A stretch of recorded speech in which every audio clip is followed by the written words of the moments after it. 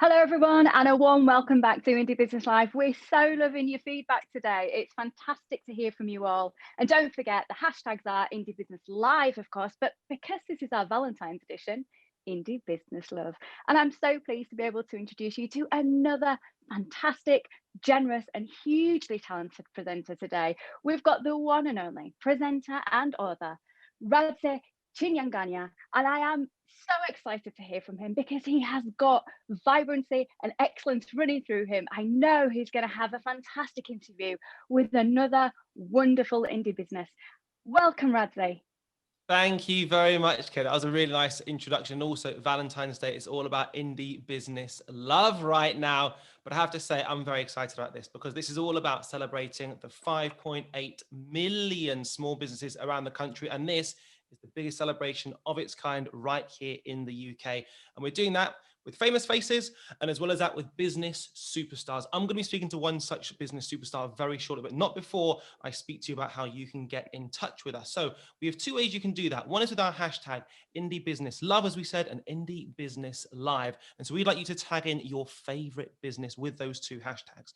Number two, we'd also like you to take a look at our website because indiebusiness.live provides two main functions. Number one, it's an incredible directory for us to be able to support those fantastic small businesses which really need the support right now. It's been such a difficult time, so let's get behind them. But it's also an amazing resource for any small business owners. As well as that, if you are a small business owner, we'd like to share a little bit of love. So why don't you shout out your own business with those two hashtags, Indie Business Live or Indie Business Love, and then we'll repost that on our socials as well. And speaking of socials, a little bit of housekeeping. So I'm hopefully going to get these exactly right. There are 4 different social media platforms which you can check out stuff on. So number one is LinkedIn and Facebook. That's exactly the same name. So that is Indie Business Live. That's a Facebook and LinkedIn. Then on Instagram, it's at indie_business_live. And finally, on Twitter, that is indie_biz_live. So I'm going to repeat those as well. Facebook and LinkedIn, we have Indie Business Live. Instagram is at indie_business_live. And Twitter is at indie_biz_live. That is all the homework done for today, but it's now time to speak to somebody who has an unbelievable story with an unbelievable business. Her name is Savannah Rocker. Savannah, how are you? Hi, yeah, I'm really good, thank you. How are you? Very, very well. You look like you are currently in Business HQ. Can you tell us all about your incredible business? Yeah, so currently I'm just in the warehouse. A few of the guys are packing boxes. I've just had a bit of a crazy morning. But basically what I do is I make brownies and cookies and loads of other baked goods. Box them up. So we do 3 different types of boxes. So you can get a box of 4, a box of 9, or a box of 16. And they're all packaged up, sent out throughout the whole of the UK. So they're sent out literally everywhere with DPD. And then I also send them locally throughout Leeds as well, which is where I'm based. And your business is called The Savvy Baker. So it Savvy sounds like you've been operating for years and years, and this is a well-oiled operation that you've just managed to really distill down over many months and years, but that's not the case, is it? No, it's not. So I started it in the first lockdown. So it was about April 2020, and completely unintentional, was not meant to happen. We were all sort of sat at home. I live by myself, so I was like, oh, what can I do? Like, started building stuff, sawing things, putting stuff together, painting, cleaning, everything I could think of. And everyone was making banana bread. So I was like, I could make a banana bread, even though I've never done before at all. I was also a nanny before as well, and a makeup artist. So the mum that I nanny for, she gave me this amazing banana bread recipe, and I tried it and I was like, this is so good. So I made that. Then I was like, maybe I'll make some other things. And I made some baklava, and I made some brownies and some cookies and stuff, and just made like small batches. And I got these like takeaway containers from my dad. You know that you get like cheesy chips in? Never tried cheesy chips. Obviously, never done it. So yeah, that's all I see when I see these little polystyrene yellow boxes. And I just put sort of one of everything in there, these small little bite-sized things of everything. Made a few for some of my friends that like live locally. And I went and put them on their doorstep, and I ran back, and I was stood at the end, and I'd like press the doorbell and run back and be like, oh, I've left you a little care package. And I just sort of left all my friends' little care packages on their doorsteps. And, you know, like everyone's bored at home. No one's really doing anything. Social media isn't filled with people going here, there, going out, drinking and taking all pictures. And literally it was like, first thing they've done is take a picture of like, oh my God, Sal, thank you so much. Why does it taste so amazing? On their stories. So maybe they've all got between 200 followers and a few thousand followers. Then I'd repost them, and then more of my like friends that aren't really as close would be like, can I have some of that? Like I'll like, can I have a care package, or like what's the situation here? So I'm like, yeah, of course. So I'll go and take them to them. It was something for me to do, do you know what I mean? And then people started asking if they could buy them from me, and I was just like, yeah, just give me like £5 or something, like just for like the ingredients. And then I just sort of was thinking like, you know, maybe I can start building up a bit more because more people were asking me for it. And then I just made an Instagram page, put in my little group chat, like, what shall I call myself? And Savannah Savvy kind of worked quite well in there, made the Instagram page, and within like a week I had like 2,000 followers on it. Wow. And the orders were just flooding in. There was like, in the first couple of weeks, I was getting like 30-40 orders a day, which I feel like was a bit mad to say that. Totally. Like what? And I was doing everything. I was literally baking until 4, 5, 6 in the morning. I was standing in supermarket queues because the queues would be out the door and no one had any flour. So I'd get one bag of flour from Waitrose and one bag of flour from Asda, and like there was so much to do. And then I'd have to go and deliver them all. So I'd go to my friend, to all ththese houses and drop them off and do it all safely and put it on their doorsteps, and, you know, come back and be like, from my car, like, there you go, it's just over there for you. And then slowly I just started to grow out of it, and I went and started baking from my friend's pub, and then pubs reopened, so then I had to find somewhere else, and then was at the basement in my friend's bar, and then it was just growing and growing and growing, and then I hit like 17,000 followers at one point, and then that was about 2 weeks ago, and now I've got 27,000 followers. Wow. And it's just blown up massively. I was on Look North yesterday afternoon, 6 o'clock news. It's all merging into one. So I don't know what day it is. But yeah, it literally just blew up massively in such a short space of time. And now like I'm sort of looking for a new warehouse. Now I'm in this warehouse here with a big kitchen, and I've got people packing the boxes and stuff like that. Like, what? Hearing your story, I think will give a lot of hope to people, because one, it shows adaptability, but two, it's not as though you had that in your locker. It's not as though you had a commercial pilot's license and then went, do you know what? I think I might start flying planes. As in, It's gone from idea to execution in a really short space of time. But how long before idea to actually being able to make any money did that happen? To be honest, it was like instantly. And that is so rare. But before I started it, I was skint, like literally, like I was genuinely like, oh, should I put all my clothes on like Depop and sell everything? Because I was just like nothing. So just the small amount of money that I had that I'd normally buy my food with, I was buying a few ingredients with. I wasn't buying anything expensive. I was buying a bag of sugar 70p. I was buying a bag of flour 70p and whatever. And then just from that, then any money that I made off it, I'd just reuse it again to put into it and make more. And then that money I'd reuse it again. So like it was probably only, I started making profit within 2 weeks. That is nuts. Yeah, mad. So knowing what you know now, if you were to go back in time, will you do anything differently? Absolutely not, no. Which is again unbelievable that the path you took was the correct path on everything.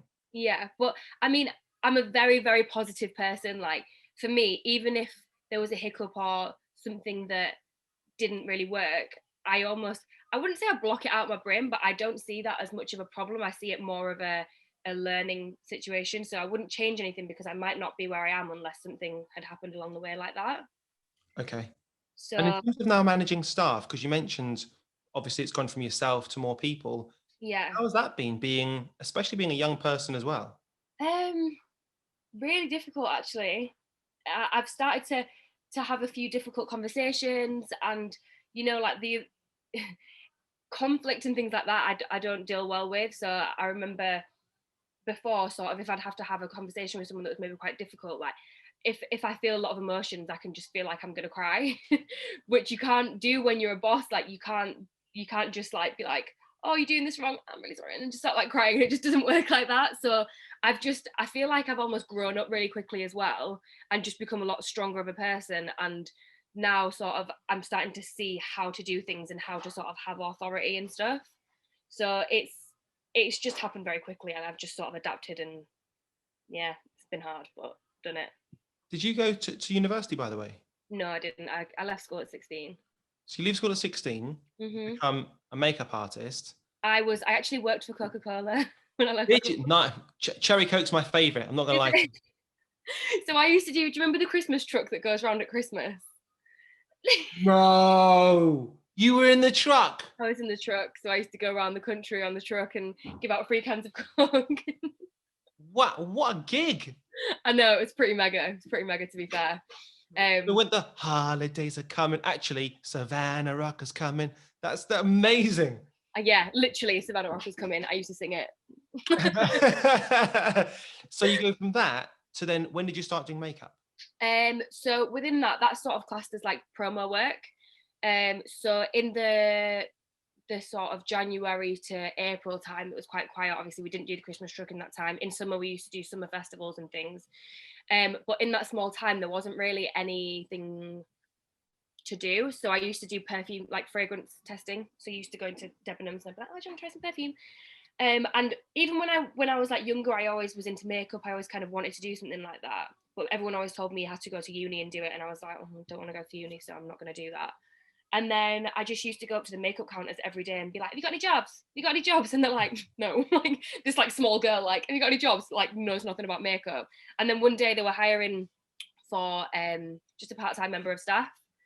And I applied for it and they absolutely loved me. And they were like, have you got any makeup experience? I'm like, no, but I'm great, so I don't know, maybe.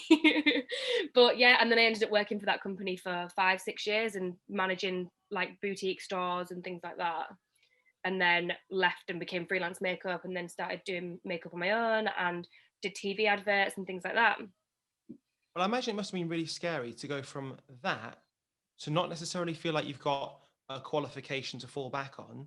Yeah. And then the world implodes. And then it's, what on earth do I do now? So the story is just absolutely incredible. When you look back at that time, do you recall what was going through your head when, let's say, in March of last year, and the world just went? To be honest, not really. I can't. It was just all a lot, wasn't it? Because I was still nannying at this time. Okay. So they were at home, so they didn't need me there. And I was just sort of very like just on my own, and I didn't really have a thought process. I just kind of felt like I had to keep busy. But at the beginning of the year, every year I set my goals for the whole year, and I'd written in my little pad that I manifest everything in, and I put, I'm going to start a business this year, and I put maybe clothing brand, maybe makeup, something like that. Like I didn't know what I wanted to do in, but I knew that I wanted to start a business. Never in a million years would have thought it was going to be a baking business at all. Never even baked a cupcake. So yeah, I think March time, that wasn't in my mindset, because I didn't think that you could make a business from a pandemic at all, like being in one. But yeah, I just remember just thinking, how am I going to make any money? Shall I sell my clothes? How important have local businesses been to the success of your business, by the way? Do you know what? Massively as well, because I support a lot of other people. So when I started to grow quite quickly, there was other local people that I've got. Someone who does like cinnamon buns, and she started from home, and there's a few cafes and things like that. And it literally, all it takes is for me to just share that one page. So she literally was like, oh hey, love your page, like can I give you some cinnamon buns? I said, yeah, of course you can, that's fine, like I'll give you some as well. Gave me them. I did like a full story of them all. Her followers just shot up because all my followers love cakes and things like that. So I feel like I impacted her business quite a bit, and now she's like smashing it. She's doing really well, like loads of amazing customers. Her followers are flying, and she just needed that little bit of a push in the beginning. And I sort of gave her a bit of advice on pricing and how to sort of do things as well. And I just think that everyone should help each other in that way. Like there's no, well, I'm the dessert person in Leeds, so why not you? It's not like that at all. I want to push everyone and I want everyone to do well, because there's nothing better than everyone just leveling up, you know? Right, exactly. So what do we not know about small businesses? Because I've never been one, I've Yeah. never worked in one. What do we not know about it? Because you said before we came onto this interview, I haven't done my makeup, it's been a really mental morning, you've had a lot on, and yet here you are. So I guess there's a lot behind the scenes that we just don't know about. Yeah, definitely. I mean, especially with social media and things, it's the same with anything. When you've got influencers, you see their amazing life, you see that they do all this stuff, but you don't see what they're like at home and behind doors. People show what you want them to see. So it's the same with a business. People will show the best version of their business. So you'll see on my Instagram us having loads of fun in the kitchen, like really funny videos, like all the amazing brownies and things like that. But honestly, still to this day, I'm here until 2, 3 o'clock in the morning, and I'm back at 7 a.m.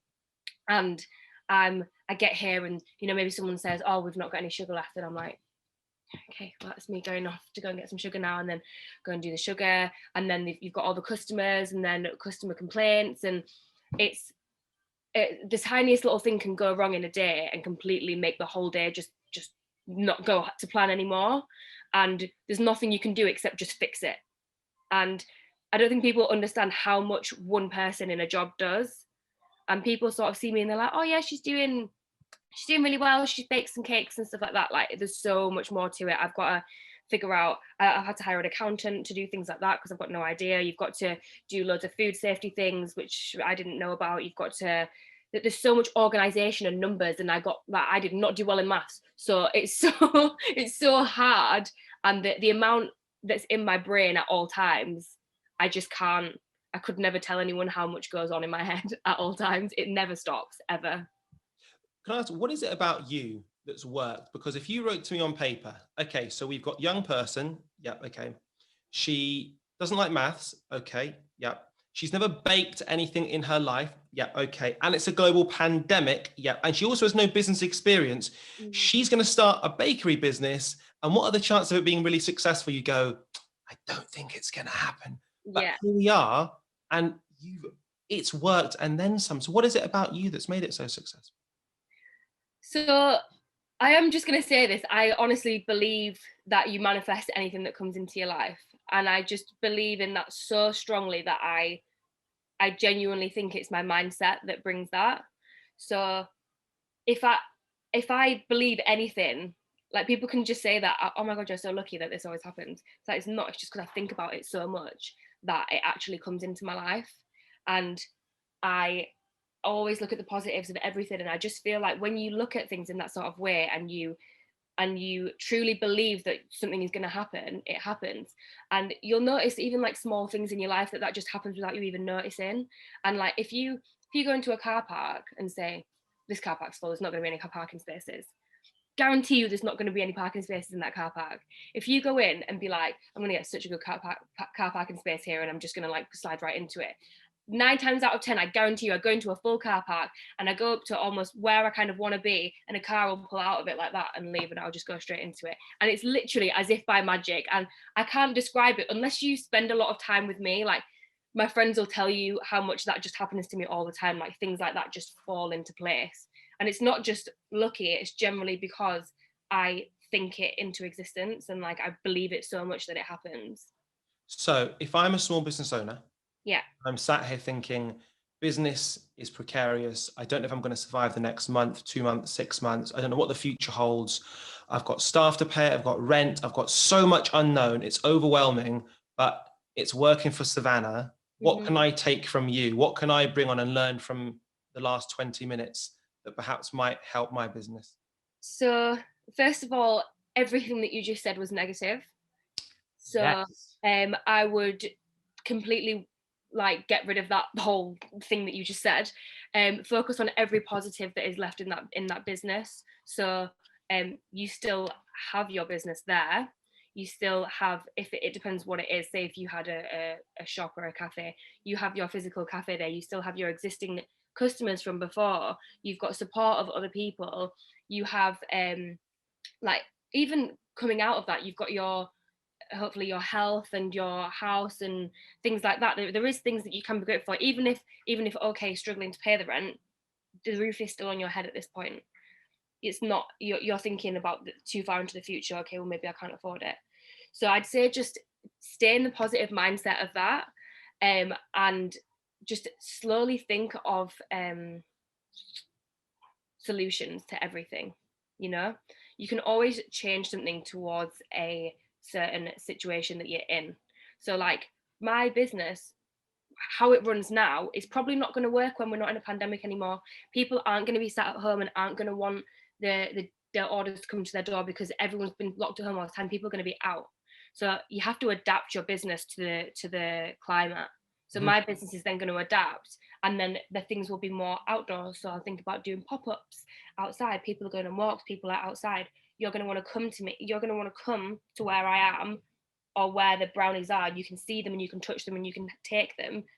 But at the minute you can't do that. So I've adapted that in that sort of way. So businesses, instead of focusing on, I can't do this because of this, I can't do this because of this, well, actually I can do this because of how everything works now, and I can do it this sort of way. Does that make sense? It makes complete sense. You're talking about mindset, talking about adaptability. And I suppose to your point about mindset is that we know the negatives, we know what isn't working. Exactly. That isn't going to help us get out of the hole. It's about focusing on what potentially can get us out of the hole. But I have to also say that my heart does go out to all small business owners, especially perhaps with families in financial insecurity. It's a really, really tough time. 1000%. But with yourself, looking to the future, because you're all about positivity, where's the Savvy Baker going to be in a year's time? What are your plans for the future? Expand. I'm going to take over the world. Literally, I want to just get it as big as possible, as quick as possible, and just sort of keep going and literally not stop. That's all I see. There's no end goal because I don't want it to be an end. I just want it to just keep getting bigger and bigger and bigger. Savannah, the thing is about Q&As is that ultimately it's all about the A, really. It's not about the Q. And your answers have been absolutely fantastic. So I hope if anybody has taken just a percentile of your positivity, that they will really reap all the benefits. Good luck to yourself this year. Good luck with your business. No doubt if I speak to you in a year's time, we'll be calling you Dame Savannah Rocker. So thank you very much for your time. In a warehouse, I'll be sat in a mansion. It's fine. And just finally, you mentioned on Instagram. What's your Instagram page and how can we get one of your cookies? So it's at @thesavvybaker_. And they're restocked every Saturday at 10 a.m. They sell out within a few minutes, so you've got to be quick. And the website is www.thesavvybaker.co.uk, and you can buy them on there. Yes, Savannah, thank you very much indeed. This interview has been genuinely fantastic. And all that's left to say is you can watch this interview again on indiebusiness.live whenever you fancy. Savannah, stay happy, stay healthy, and speak to you very soon. Thank you so much. Bye.